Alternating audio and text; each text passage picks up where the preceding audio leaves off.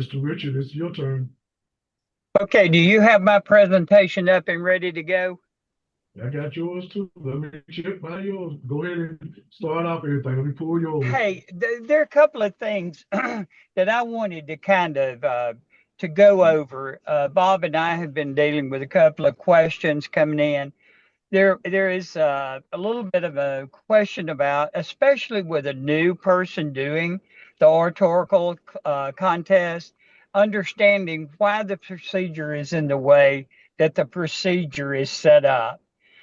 When you are dealing with an oratorical contest, those you got about 5 to 7 minutes with each with each contestant, and if you have large numbers of people competing in those contests, you're going to wear your judges out, because most of the time your judges are volunteering to be the judges. So when you initially start out, you're going to be dealing with schools, either your public schools or your private schools or your home schools. One of the most important things there is to get them to help you narrow down your number of contestants. Uh, when I was contacted years ago, with the Carrollton Club coming to Carrollton High School, they said, "Hey, you can send two contestants to the club contest." And there were there's 6 high schools in Carroll County, so that meant that there would be 12 contestants. Well, thinking about that, that's still a lot of contestants for one judge to deal with. So anything that will help you to get set up so that you're getting the best two candidates or the one candidate out of each school is critical. Then that's going to go to your club contest, and you're going to hold a club contest with all the contestants from the schools in your club area. Again, I'll use Carrollton as an example. Carrollton has 3 high schools in their immediate area, whereas in Temple we have only one high school, but we have a junior high school or middle school. So that when you're making contact, talking to them about the importance of the contest, make sure that you're also helping them to establish a way to narrow theirs down, maybe through an English teacher or a speech teacher, whichever the case may be. So that, for those of you who are very new and this is your first time at it, this is probably the most difficult part of the contest, is getting your schools and like I say, you can reach out to your public schools, to your private schools, to your homeschoolers if you have a school group. But you establish within the schools that you're doing this contest, and then you proceed to set up uh, your your club contest. There's where most of the questions originate. And I'd like to kind of pause it there for a minute to see if anybody has any questions about that part of the oratorical. Okay. Once you've established your local contest, and I'm not going to go back through the paperwork again, because Lauren did an excellent job of showing you the application and talking to you about filling that out.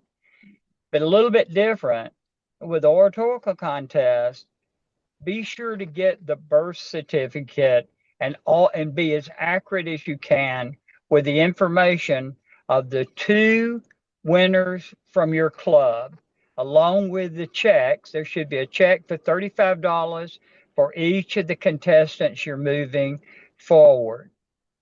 It's critical that we go on ahead and make sure that our information is accurate on the application. Because I desperately, when I'm dealing with those final 6 or 8 or 10, whatever, I need accurate information about contacting parents and explaining to them the procedure that takes place at districts and then when they go into regionals. So help with that. That paperwork moves to the lieutenant governor, and the lieutenant governor is responsible for setting up the zone competition. So all of the clubs in the zone send their 2 contestants to the zone contest. And again, the application, the birth certificate, a copy of the speech, check, and all of that information should then go to the lieutenant governor. It's a progressive thing. The lieutenant governor is responsible for setting up the contest for that zone. And again, we're doing the exact same thing. A redundancy is okay. Check the paperwork. The lieutenant governors should check that paperwork to make sure we have an application that's correctly filled out. We got a copy of the speech. We've got the birth certificate, and then we got the checks. So it is when the zone contest is held and those 2 contestants are determined, then we go to the area contest. And the areas, in the slide presentation here, we'll have those areas so that you can see those. But again, everything has moved now to the area coordinator, and the area coordinator is responsible for then selecting the 2 contestants. Their contest will actually determine the 2 contestants that will come to the district competition. And again, all of this paperwork is working towards that. The dates, I can't stress, and past presidents will tell you that we dance on the clouds. We do everything we can to make sure that people know the dates, but they still seem to think that those dates are arbitrary, but they're not. They are, they're hard dates. In other words, the May the 2nd date, May 2nd, 2026, all club contests should be finished. Please don't wait and schedule, those contests for March. It's just, it's not fair to the kids who are competing. They need to be out there so that they've got the time to know that they're going to the zone and that they can tweak the speech or whatever they need to do, and then immediately move that on up the line. Because if you notice, the zone contest is March the 16th. So that lieutenant governor, the lieutenant governor has got to have these in a timely fashion so that they know how to make appropriate plans. And then to the area, and then I need to know those winners by March the 30th. Now, that gives me an opportunity to, again, check and recheck all of the paperwork. Then I'm making plans to have the judges, because, sometimes when we're going into an area, we have a school that has a contest there. So there are a lot of things that we need to have that so that we have a very smooth district contest on April the 25th. And I hope that's not a lot, but are there any questions at this point? Richard, this is Gwen Gable. Thank you so much. As I took a photo of the screenshot, could you just restate, because I apologize, I need to hear it twice. The deadline dates I see here are the dates by which we need the club or the lieutenant governor needs to have their winner to the next level. So in other words, March 2nd is the last date the club can tell the lieutenant governor who their winner is. That is correct. Okay, Hey, so and Gwen, an important thing to be thinking about, there shouldn't be kind of a false deal that you should wait. You should wait to the last of February. I know that the Carrollton Club has their date set, and it's the last week in January. So you can have those club contests, anytime you want, as long as you give the schools an adequate amount of time to get the kids and the kids to write the speech. Does that make sense?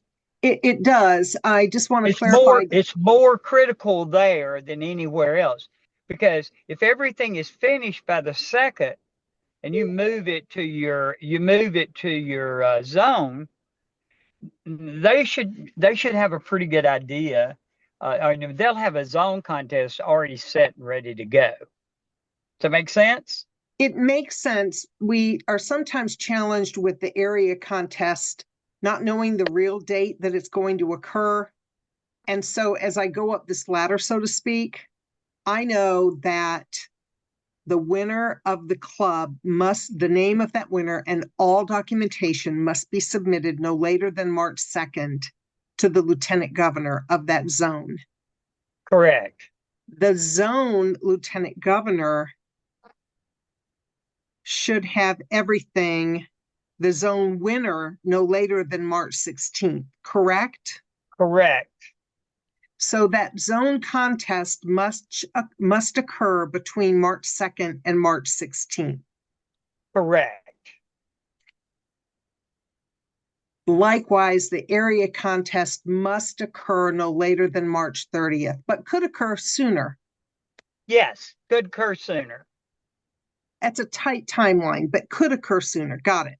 Okay, thank you, Richard. And Gwen, let me tell you something else there. But one good thing is when you have your club contest, hopefully your lieutenant governor has already let you know the location and the date of the zone contest, because that's what we're encouraging the zone lieutenant or the lieutenant governors to go on ahead and have this set up. Know your location, know your judges, and then all you got to do is make that available to your clubs. And that should happen when you have a zone meeting. That communication should be happening back and forth between the lieutenant governor and the clubs. Understood. So the other moves relatively, I know that my area coordinators, I think most all of them already have their contest set, and they have the location and they have all of that ready to go. So it works if we're all working it together and asking great questions like you're asking.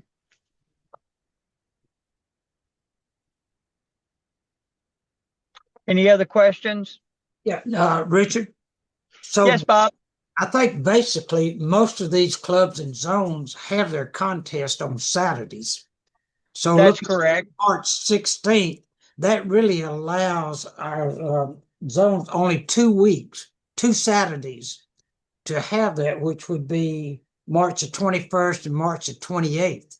So right. Some lieutenant governors hopefully will go ahead and have that plan so they can meet the March 30th deadline. So it is a tight, but Gwen is right. It is a tight schedule, but it's not the only way you can get all the different levels completed in order to meet the district. Right, because it is critical that those kids that come out of the area, we want to make sure that all of our I's are dotted and our T's are crossed, because there's going to now be a lot riding on the competitions that follow. Does that make sense? And I can't, I go back and I say it over and over again. I stress with the lieutenant governors, know the dates. Keep your clubs informed of those dates. I got an email today. I'm sorry, I had to read it really quick. I don't know who it is, in which they were asking that the clubs the clubs, let them know that they're going to have a contest. And, you know, if we figure out a way to communicate with everybody, that would be awesome. Does that make sense, Bob? Yeah. All right. Anybody else have questions?